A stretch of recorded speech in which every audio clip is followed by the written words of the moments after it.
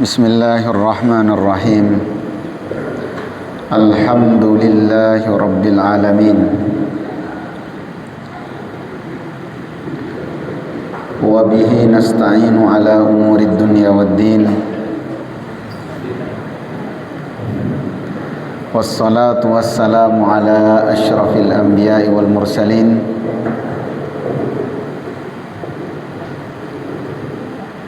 Sayyidina Muhammadin wa ala alihi wa ashabihi wa dhurriyyatihi wa man ihtada bihadihi wa man sara binahjihi ila yaumiddin, amma ba'du. Kaum muslimin jamaah salat maghrib yang dimuliakan Allah, alhamdulillah, marilah kita memuji Allah atas karunia yang diberikan bagi kita semua berupa kesehatan, kesempatan, dan dilibatkannya kita dalam banyak kebaikan. Semoga semua kebaikan-kebaikan yang kita lakukan tercatat sebagai amal ibadah dan menjadi amal-amal yang dibanggakan nanti di hadapan Allah. Kita akan melanjutkan kajian kitab tafsir surat Al-Baqarah. Kemarin, di bulan kemarin kita telah membahas ayat ke-74, yaitu perumpamaan hatinya orang-orang yang tidak mau menerima kebenaran, hatinya orang-orang yang baru saja ditolong oleh Allah tetapi kembali kufur. Seperti apa umpama hati mereka? Summa qasat qulubukum, hatinya menjadi keras. Kerasnya seperti apa? Fahiya kal hijarah, kerasnya seperti batu. Au asyaddu qaswa, bahkan lebih keras dari batu. Sekeras-kerasnya batu. Wa inna minal hijarati lama yatafajjaru minhul anhar. Sekeras-kerasnya batu masih bisa mengalirkan sungai. Sekeras-kerasnya batu jadi tempat di antara yang indah ketika kita lihat di sungai, dan di situ sungai mengalir. Wa inna minha lama yashaqqaq, ada di antara batu itu lama yashaq, ada yang pecah. Fa yakhruju minhul ma, sekeras-kerasnya batu masih mengeluarkan air. Wa inna minha lama yahbitu min khasyatillah, di antara batu yang keras itu ada yang terjatuh karena tunduk dan takut kepada Allah. Sama dengan gunung, sekeras-kerasnya gunung, kalau Al-Quran turun ke gunung, la ra'aitahu khasyian mutasaddian min khasyatillah. Ini sudah kita bahas. Artinya sekeras-kerasnya batu masih lebih keras hatinya manusia. Ini sebenarnya konteksnya cerita Bani Israel yang ditolong oleh Allah. Apa pertolongan Allah? Mengungkap fakta terjadinya pembunuhan. Tapi kemudian mereka setelah ditemukan, mereka diselamatkan dari konflik besar, hati mereka kembali tidak beriman. Waliyadzubillah, salah satu sifat buruk mereka itu iman kepada Allah kalau ada perlunya. Kalau kena musibah, nangis-nangis, ya Allah, ya Allah, mohonlah selamat. Kalau lagi ada musibah berat menimpa, diangkat tangannya, menangis. Tapi kalau sudah sukses apa yang dicita-citakan, lupa. Ingat-ingat Pak, ingat-ingat.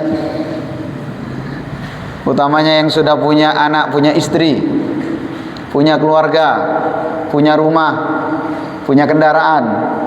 Dulu janjinya sebelum dapat itu semua apa? Kan mesti ada itu. Ya Allah, mau diterima lamar kasih ya Allah, para haji ini ibadah ya Allah. Teh telah ada ke masjid. Betul lah. Ya Allah, mohon PNS, mohon terima PNS ya Allah. Asdekah. Tingkat terima PNS sertifikasi poton. Ini salah satu di antara keburukan dari Bani Is, ditolong oleh Allah setelahnya tidak beriman. Maka kita semua karunia yang Allah berikan pada kita itu datangnya dari Allah. Apa yang dituntut dari kita? Kembalikan pada Allah. Harta kita, apa yang kita miliki. Dan ingat perjanjian-perjanjian yang telah kita ikat dengan kalimat-kalimat Allah. Baik, ini sudah kita bahas.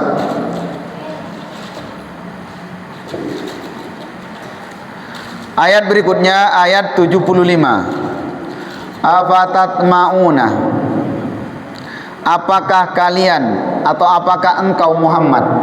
Di sini khitabnya untuk Nabi Muhammad dan seluruh umat Islam saat itu. Afatatma'una, apakah kalian masih ingin ayyu'minu lakum, mereka beriman?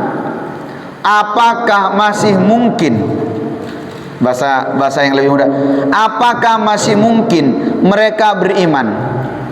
Apakah kamu masih ingin pada mereka supaya mereka beriman? Wa qad kana fariqum minhum, sedangkan kelompok sebagian mereka yasma'una kalam Allah, telah mendengar kalam-kalam Allah, firman Allah. Mereka tahu. Mereka tahu dari mana? Dari kitab Taurat dan kitab Injil. Tahu betul isinya. Summa yuharrifunahu, kemudian ditahrif, dirubah isinya, dirubah penafsirannya, dirubah fakta-faktanya. Mim ba'di ma aqaluh, setelah mereka aqaluh, benar-benar mengerti, wahum ya'lamun, dan mereka mengetahui. Jamaah yang dimuliakan Allah,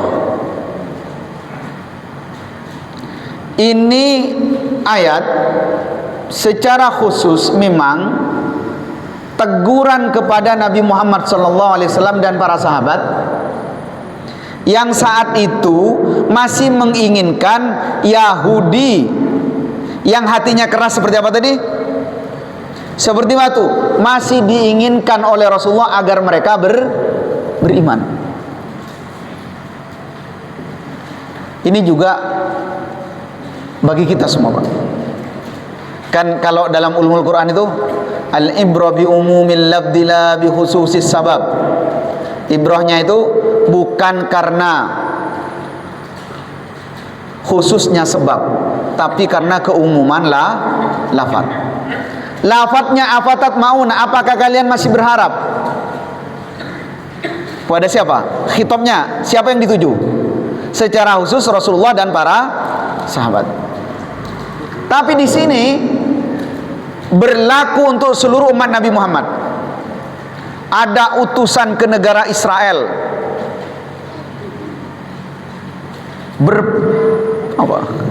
berangkulan, dijadikan tamu kehormatan. Apa mungkin mereka masih beriman kepada Allah? Sedangkan kitabnya, kitab saja, aturan dirubah. Coba, undang-undang dirubah, apa mungkin masih beriman? Apa mungkin masih beriman? Sedangkan daging-daging saudaramu mereka sayat, mereka bakar, mereka bunuh, mereka hancurkan. Apa mungkin masih beriman?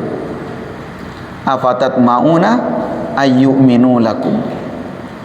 Ini teguran sebenarnya untuk karena Nabi Muhammad, kita tahu ya, wa innaka la'ala khuluqin Seburuk-buruknya orang, Nabi Muhammad kalau masih bisa mendoakan baik, Nabi doakan baik.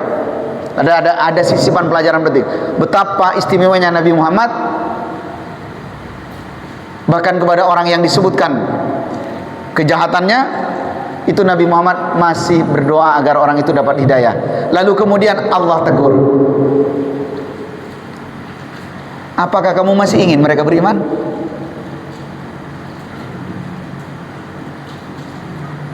Ada yang ikut kemarin ke Israel? Ada yang ikut ke Israel? Hah? Kan ada rombongan ke Israel. Ngapain? Hah? Untuk apa? Agar mereka mungkin agar mereka beriman pada Allah, masuk Islam, mungkin ya. Kira-kira secara logika lah, dari semua unsur kejahatan yang terjadi, apa mungkin masih beriman? Ini Al-Quran. Hatinya sudah lebih keras dari batu. Nah, sebagai manusia yang ansih diri kita menjalankan ikhtiar, bisa ada kemungkinan. Tapi Al-Quran menuntut kita, kalau sudah cirinya begini, gak mungkin. Kalau sudah mempermainkan janji dengan Allah, gak mungkin. Diangkat bukit Tur Sinai, sumpah kami akan beriman. Diletakkan bukit Tur Sinai, pergi, gak beriman lagi. Apa mungkin masih beriman? Ditolong, mereka dulunya datang dari satu tempat yang terusir, kemudian ditolong oleh umat Islam, dikasih rumah, tempat tinggal, diberikan fasilitas pekerjaan.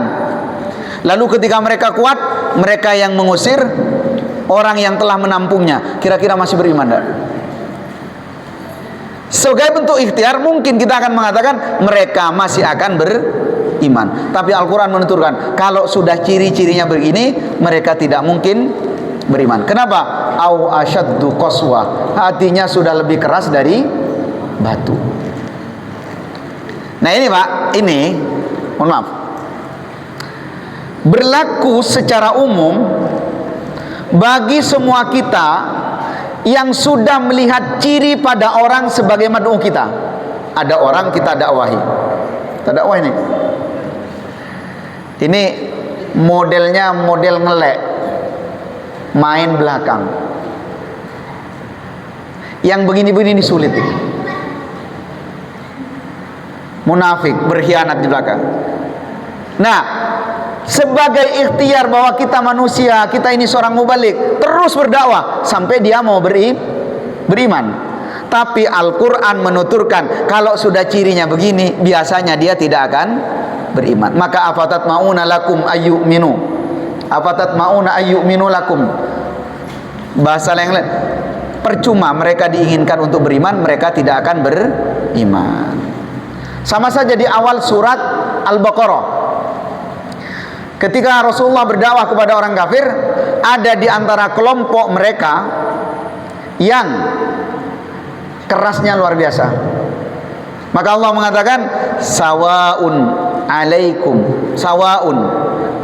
a'andartahum sawaun alaihim a'andartahum am lam tundirhum. Nabi Muhammad ditegur, sama saja Muhammad, kamu ingatkan mereka atau tidak diingatkan, sama-sama tidak akan beriman. Siapa? Nah, cirinya begini. Khatamallahu ala qulubihim, hatinya dikunci, wa ala sam'ihim, telinganya juga, wa ala absarihim, mata juga, isyawah, tutup. Nah, kalau kita ngajak orang, Pak, sudah berkali-kali, mungkin beratus-ratus kali, dan dia mainnya belakang, biasanya dia masuk kategori ayat seperti ini. Tapi sekali lagi, bentuknya masih penafsiran. Jangan sampean ngajak 2 kali, dihianati. Oh, tak bisa lah, are atena betul tak bisa ya, cek lah, wes lah. Ngajaknya berapa kali? 2 kali misalnya. Nah, tapi ada ciri yang kedua yang berat. Yang berat. Apa ciri yang kedua? Yuharrifunal kalimah, atau kana fariqum minhum yasma'una kalam Allah summa yuharrifuna. Di ayat yang lain yuharrifunal kalimah. Ada ciri yang kedua yang sulit bagi mereka dapat hidayah, dan Al-Quran menentukan tidak mungkin dapat hidayah. Siapa? Mereka yang lancang merubah undang-undang agama ya. Kalau undang-undang yang lain silahkan tafsirkan masing-masing, Pak.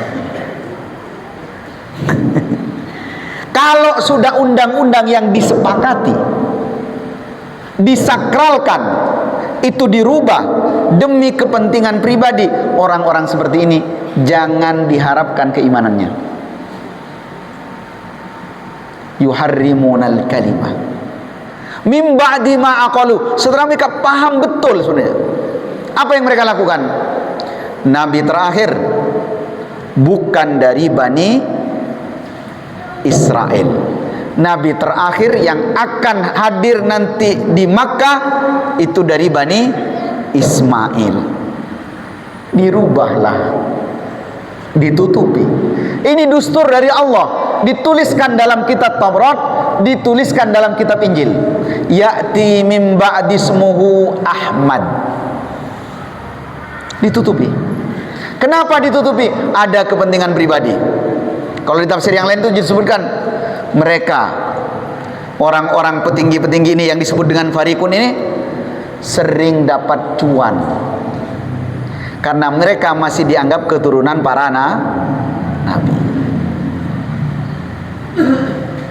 Karena mereka keturunan nabi dari Bani Israel, banyak orang-orang yang nanti disebutkan wa minhumul ummiyun, orang-orang yang tidak paham itu banyak ngasih uang, banyak minta penjelasan agama. Salimnya ke siapa?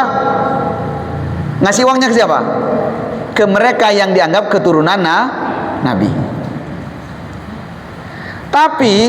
Tetapi kalau sampai mereka mengatakan nabi terakhir adalah Nabi Muhammad, kira-kira ada orang salim lagi enggak? Nabi terakhir nanti nabinya adalah Nabi Muhammad. Dan nasab yang benar yang akan menjadi khatamul anbiya itu dari Bani Ismail, bukan dari Bani Israel. Kira-kira mereka masih dianggap ahli ilmu enggak? Enggak, selesai, nabinya sudah datang. Maka mereka akan berpindah beriman pada Nabi Muhammad, dan mereka tidak menginginkan itu. Ini ciri kedua, orang yang merubah dustur, aturan demi kepentingan pribadi. Yuharrifunal kalimah. Kemudian di situ ada kalimat mim ba'di ma aqalu. Ai mim ba'di ma fahimu. Mereka bukan cuma ngerti, tapi mereka paham betul, mengerti dengan penafsirannya bahwa nabi terakhir namanya Muhammad. Tapi ini ketakutan mereka. Ini kalau sampai disampaikan pada jamaat, disampaikan pada umat, mereka akan berpaling dari saya dan mereka akan beriman pada nabi yang akan datang itu. Aqalu. Dan Al-Quran menuturkan mim ba'di ma aqaluhu wa hum ya'lamun. Makanya Bapak saudara sekalian yang dimuliakan Allah, utamanya para ustadz ini. Saya tidak tahu ini yang nampak Ustadz Arif di sini. Salah satu yang paling berat menjadi ustadz atau jadi kiai atau jadi orang yang ngerti agama itu menyampaikan yang benar sesuai dengan petunjuk Allah, meskipun merugikan dirinya dan kelompoknya. Tapi kan nanti masuk nafsu ta'assub. Ada kok mun mendepak keker kok. Ada kok mun mendepak re TPL deki. Itu masuk itu. Sama mereka. Rahib-rahib ini kalau saya, dan sebagian mufassir itu menyebutkan pemasukan yang mereka dapat salah satunya apa? Dari pertanyaan-pertanyaan orang-orang awam datang ke mereka lalu ngasih uang. Mereka konsultasi agama lalu ngasih uang. Kalau mereka ungkap fakta yang sebenarnya, mereka akan kehilangan penghasilan. Ini. Maka hati-hati bagi kita semua untuk menyampaikan yang benar itu benar. Meskipun ya harus, mohon maaf, menganulir pendapat sebelumnya, tidak masalah.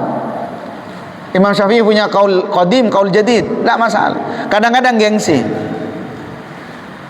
Lah karema kotang ya awal. Njok pokoknya sih bener.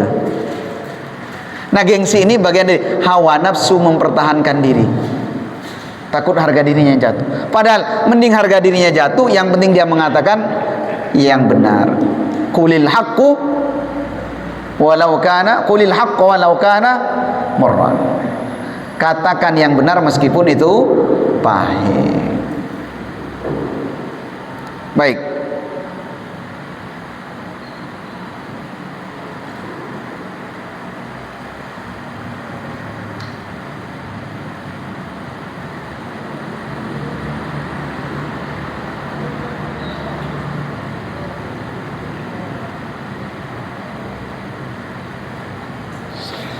Fawaid ayat.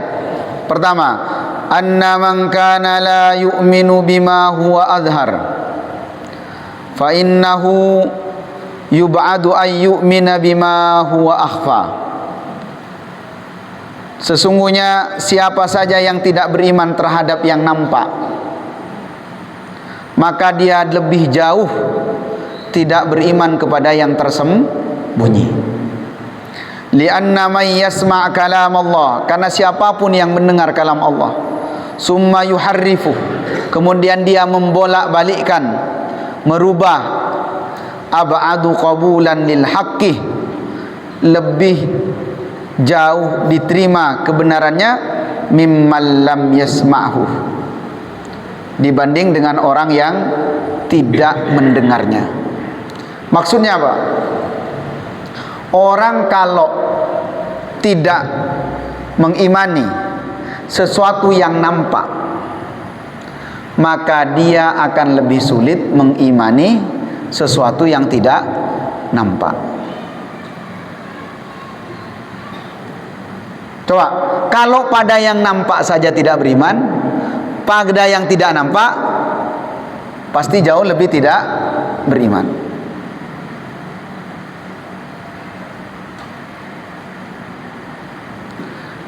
Nah, orang-orang yang mendengarkan firman Allah, kemudian dia merubahnya. Coba bayangkan, dia mendengar firman Allah, dia tahu teksnya, lalu dia rubah. Yang dia tidak imani, nampak apa tidak nampak? Sangat nampak wahyu dari Allah. Maka yang terjadi, ab'adu qabulan lil haqqi mimman lam yasma'min, jauh lebih diterima daripada yang tidak mendengar. Artinya orang nanti korbannya adalah orang-orang yang tidak mendengar, tidak tahu membaca Taurat, tidak tahu membaca Injil misalnya ya. Lalu kemudian mereka ini tidak tahu penampakannya. Maka ketika disampaikan oleh orang-orang yang disebut dengan farikun tadi ya, kelompok yang merubah ini, disampaikan pada mereka, oh ternyata nabinya bukan Muhammad misalnya, oh nggak ada Nabi Muhammad, nggak ada nabi dari keturunan Ismail misalnya. Orang-orang ini yang tidak tahu apa-apa, secara nampak tidak tahu, ketika disampaikan mereka lebih gampang menerima. Tapi seandainya mereka orang-orang awam itu diberitahu, tidak ditahrif, pasti mereka tidak akan tertipu. Kemudian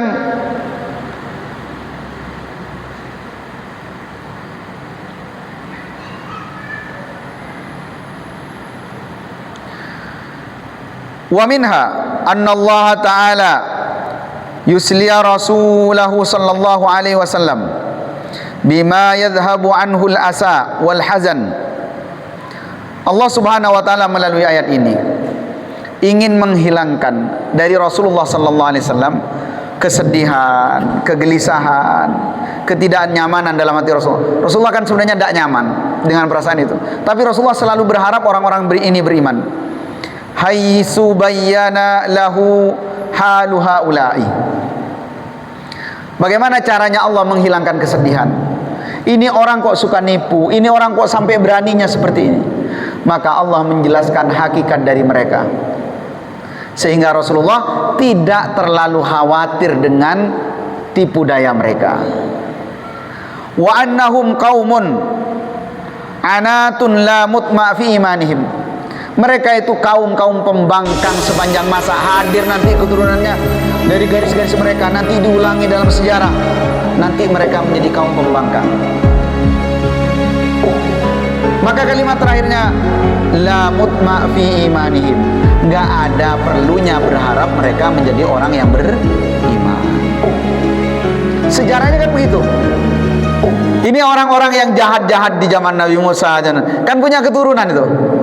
Ada mungkin sedikit belok keturunannya agak baik, tapi nanti muncul lagi yang tidak baik.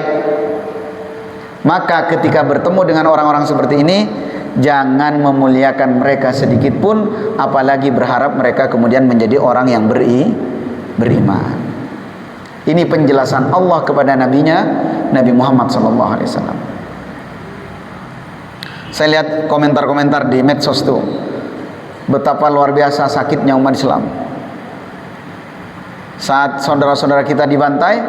Lalu kemudian ada beberapa orang yang datang ke Israel. Dan saya kalau tidak salah baca kemarin, disyukurinya ormas itu tidak mengakui kalau itu utusan. Itu setidaknya tidak menciderai atau tidak melukai ormas itu. Artinya itu memang kunjungan pribadi. Ya Allah alam. Nahnu nahkumu bidzahir. Kita tidak usah berspekulasi itu disuruh siapa segala macam. Ketika kita tidak menemukan informasi apapun, maka katakan itu kepentingan pribadi. Cuma yang kita sayangkan berkaitan dengan ayat ini, ada orang-orang yang masih berharap mereka itu baik, padahal mereka jelas-jelas orang yang bukan cuma jahat, tapi jahatnya penuh dengan kekejaman dan kekejian. Orang bantai perang, dalam perang kan biasa dibantai. Ini rumah sakit, bayi-bayi. Terus seenggak-enggaknya kan mikir, mereka di rumah juga punya anak-anak, punya istri, dibantai. Lalu orang-orang ini datang berharap apa?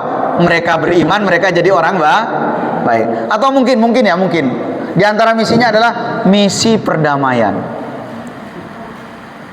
Misi, kalau itu utusan dari negara misalnya, padahal negara kita statementnya kan jelas, menolak, mengecam penjajahan yang terjadi di Palestina. Orang-orang ini datang. Maka ayat yang cocok diantaranya ini, afatat mauna ayyuminu lakum. Apa kamu masih berharap mereka beriman pada kalian?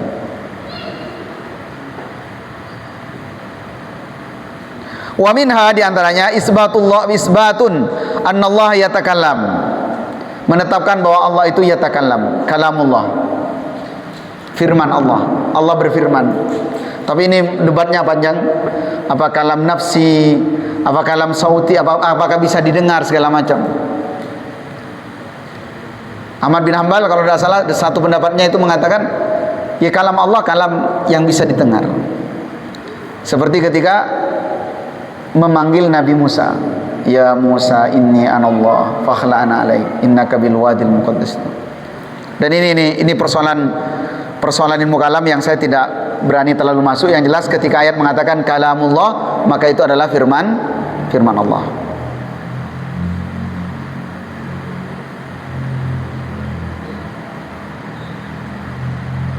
Kemudian berikutnya wa minha anna haula'il yahud, bahwa mereka orang-orang Yahudi qad harafu kalam Allah, mereka telah merubah firman Allah. Ini enggak tanggung-tanggung ini.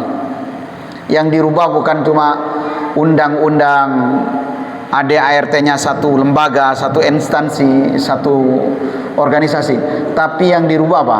Firman Allah. Firman Allah. Termasuk merubah firman Allah itu membelokkan maknanya. Dibelokkan.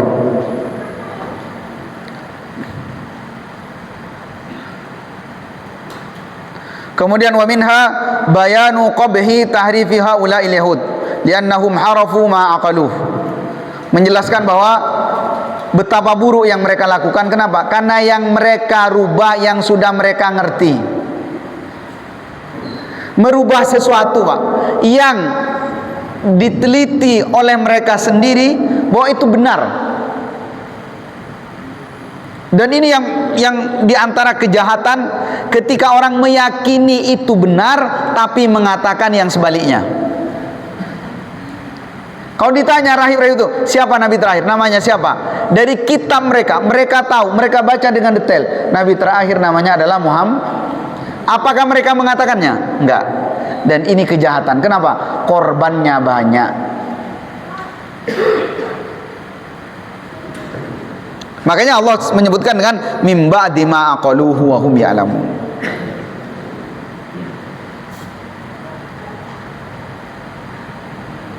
Wa tahrib ba'da aqlil mana a'zam. Orang yang merubah sesuatu yang dia ngerti itu dahsyat, besar, dosanya besar sekali. Ini tahu nih, ini nggak boleh. Ini nggak boleh, ini tahu nih. Misalnya dia melanggar, sekedar melanggar, karena mungkin dia tidak mampu dia melanggar. Itu dosanya hanya begitu. Tapi kalau dia tahu, kalau melanggar hukumannya ini Allah mengharamkan, lalu dia kata tidak hanya dia langgar, tapi dia katakan kepada orang-orang larangan ini tidak berlaku. La tuharrimu ma ahallallah, misalnya, jangan haramkan apa yang Allah halalkan. Are tak oleh, are beras jenis syariah, are tak oleh. Misalnya, padahal gak ada teori yang menyebutkan itu, lalu dia baru hukum-hukum sendiri. Yang seperti ini dosanya jauh lebih besar. Li'annal insanal jahila qad ya'dharu jahluhu. Karena orang-orang yang bodoh itu dia dimaklumi. Orang yang bodoh kalau salah membelokkan sesuatu yang dia tidak tahu, ya mungkin karena tren-trenan apa segala macam, itu masih bisa dimaklumi. Tapi ini paham betul cuma dibelokkan. Sekali lagi, siapa yang biasa melakukan ini? Biasanya tokoh-tokoh agama. Orang Arab, orang awam mana berani rubah hukum? Tokoh-tokoh agama yang ngerti. Undang-undang itu dirubah sedikit, unsur katanya saja dirubah. Mekan. Itu kadang-kadang debatnya sampai lama. Yang menjadi pertanyaan adalah, debat untuk satu kata itu demi kebenaran apa kepentingan pribadi? Oleh sebab itu, oleh karena itu abid. Oleh sebab itu, oleh karena, padahal esensinya ya sama kan. Tapi mungkin itu dzuk, itu dzauq, itu rasa, itu orang ahli bahasa. Oh ya, tidak apa-apa, silakan. Mungkin itu memang penting dibahas untuk ahli bahasa. Tapi yang terpenting adalah apa tujuannya, apa maksudnya. Karena ada kadang-kadang itu gara-gara satu undang-undang yang di dalam poinnya ada satu kata yang multitafsir. Gara-gara itu banyak orang yang punya kepentingan jahat dengan undang-undang itu bisa masuk. Dan yang merubah ini adalah ahli pakar. Ini kalau dalam undang-undang negara. Kalau dalam undang-undang agama, yang membuat begini biasanya orang yang ngerti tapi di hatinya nggak ada keimanan. Saya pikir fulus.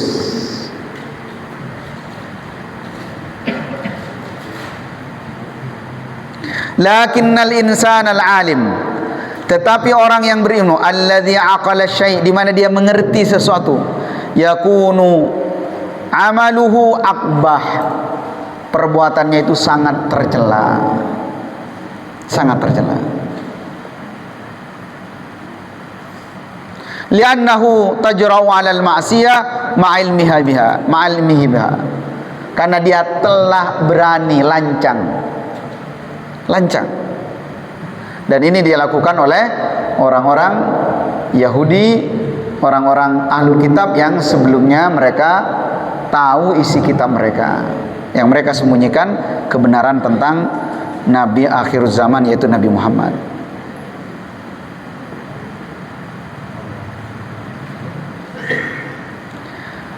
Kemudian qabhu tahrifi kalamillah, termasuk di antara keburukan dari merubah firman Allah, wa anna dzalika min sifatil yahud, dan itu adalah sifat orang Yahudi. Wa min hadhil ummah man irtakabahu. Mufassir mengatakan ada di antara umat ini itu yang berani merubah Al-Quran. Berani enggak? Ada, Pak. Lakinnal Qur'ana mahfuzun, tapi sekuat apapun mereka merencanakan untuk merubah Al-Quran, Al-Quran mahfuzun, terjaga. Inna nahnu nazzalna dzikra wa inna lahu. Silakan kumpulkan pakar sekuat-kuatnya, pakar sehebat-hebat, ahli ini ahli itu, rubah satu ayat saja dalam Al-Quran, rubah satu kata saja dalam Al-Quran, tidak mungkin Al-Quran bisa dirubah. Karena itu janji Allah, inna nahnu nazzalna dzikra wa inna lahu lahafizun. Jangankan ngerubah, saya aja ceramah ini kepleset, ini saya agak takut pada rekam ini, kepleset dikit, nggak usah ke huruf, ke harkat, nggak usah ke kata, ke ayat, kepleset penafsirannya, bisa viral. Kenapa? Karena Allah kirimkan tentara-tentaranya di bumi untuk menjaga Al-Quran. Siapa? Ulama-ulama yang lurus. Banyak di sepanjang masa itu upaya untuk merubah isi Al-Quran. Ada enggak? Ada.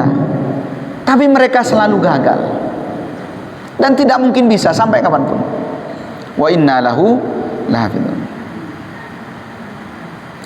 Fala yumkinu wuqu'ut tahrifil lafzi fihi, tidak mungkin terjadinya merubah lafaz dalam Al-Quran. Misalnya kita ambil satu, dzalikal kitabu la raiba fihi hudal lil muttaqin. La raiba fihi hudal lil muttaqin. Kemudian la raiba artinya apa raiba? Hah? Ragu-ragu. Kemudian kita ganti la syakka fihi. La syakka fihi, apa artinya syak? Sama, ragu-ragu. Kita kata raib ke syak, bisa enggak? Rubah satu. Misalnya kejadian di Madura, ada orang yang merubah itu, seluruh dunia rame. Seluruh dunia akan ramai. Kenapa? Gak mungkin, karena Allah yang menjaganya. Makanya Pak, jangan pernah takut Al-Quran hilang dari muka bumi. Tapi kita harus takut kalau Allah tidak melibatkan kita menjaga Al-Quran. Allah pasti akan jaga Al-Quran. Cuma yang kita khawatirkan, nanti yang menjaga itu bukan orang Indonesia, bukan orang Madura, bukan orang Makassar. Yang dikhawatirkan itu bukan keluarga kita, naudzubillah. Maka dorong anak-anak kita agar apa? Agar masuk dari bagian orang yang menjaga Al-Quran. Meskipun tidak akan pernah sama dengan kejadian orang Yahudi yang tahrif tadi ya, merubah isi Taurat. Gak mungkin. Tinggal berapa menit, Ustaz? Isya. Tinggal berapa menit? Kurang 5 menit. Kemudian jamaah yang dimuliakan Allah, li'annahu ya'lamuhu kullu ahad. Ya'lamuhu kullu ahad. Karena merubah isi Al-Quran pasti diketahui oleh semua orang, setiap orang.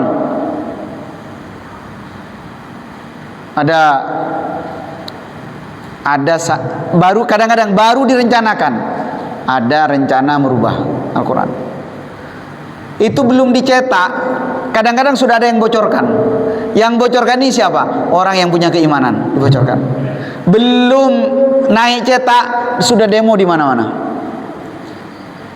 Jadi Allah kirim tentaranya di mana-mana.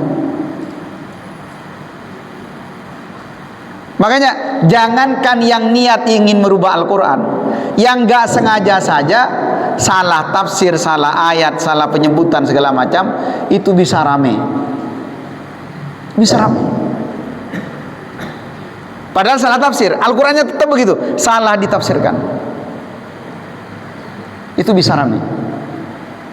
Karenanya jamaah yang dimuliakan Allah, di antara keistimewaan menjadi umatnya Nabi Muhammad, Al-Qur'annya tidak bisa dirubah. Cuma yang bahaya, sekali lagi ini khususnya bagi para asatid, tentang menafsirkannya.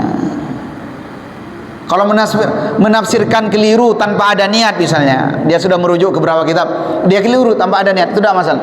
Yang repot kalau menafsirkan karena untuk kepentingan pribadi, kepentingan kelompok. Apalagi zaman sekarang ini, taksubnya kepada organisasi, kepada ini, kepada partai. Itu kadang-kadang orang semau-maunya nyaplo ayat ini biar cocok. Ini masuk kategori tahrif tafsir ketika tujuannya adalah kepentingan pribadi. Wa amma tahrif al-ma'nawi fawaqi.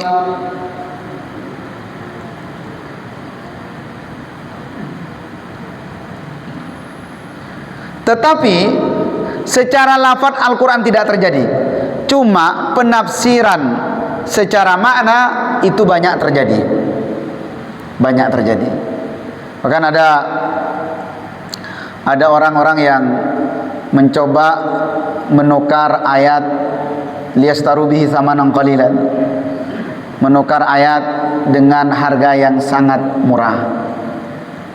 Ada yang, dan saya ngalami itu, banyak ngalami itu, kalau yang paling sering terjadi itu biasanya dipakai untuk kepentingan politik. Ini yang paling sering terjadi, yang paling sering rawan terjadi, kepentingan politik. Ada beberapa calon ya.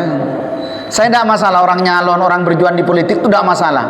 Mereka, kalau mereka memperjuangkan agama Allah, syariatnya, kita dukung. Dan kalau mereka bisa bersabar dengan segala macam cobaan itu, mereka termasuk wali-wali Allah. Cuma yang bahaya itu kalau sudah jual ayat. Jual ayat. Ada yang jual malaikat Jibril. Kenapa nyalon, Pak? Saya ditunjuk malaikat. Saya terilham dari ini, saya mimpi ini, dan seterusnya. Ini hati-hati yang seperti ini. Lakin yuqayyidullah azza wa jalla minal a'immah wa adba'ihim may yubayyinuhu wa yakshifu awara fa'ilih. Tetapi kesalahan-kesalahan tafsir orang-orang yang punya tujuan jahat itu, orang-orang yang punya tujuan kepentingan pribadi itu, pasti Allah akan hadirkan, dan Allah pilih dari umat-umat ini, Allah akan pilih untuk menjelaskan dan mengungkapkan yang sebenarnya. Wa yakshifu awara fa'ilih. Sebenarnya dia maunya apa itu dijelaskan. Makanya kadang-kadang kalau ada sebagian, mohon maaf, kalau tidak niatkan kita harus memaklumi dan tidak perlu terlalu menghujat. Sebagian mubalik salah tafsir. Yang salah itu satu orang, tapi yang meluruskan itu ulama se-Indonesia. Bahkan kadang-kadang ulama luar itu yang dengar langsung ikut meluruskan ketika ada kesalahan penafsiran. Karena itu, kalaupun lafzi tidak bisa dirubah, maka yang maknawi ini kalau ada yang merubah nanti pasti Allah akan mengirim orang-orang yang akan meluruskannya. Azan. Baik, sudah masuk waktu azan, nanti kita lanjutkan dengan diskusi barangkali jika ada yang perlu ditanyakan.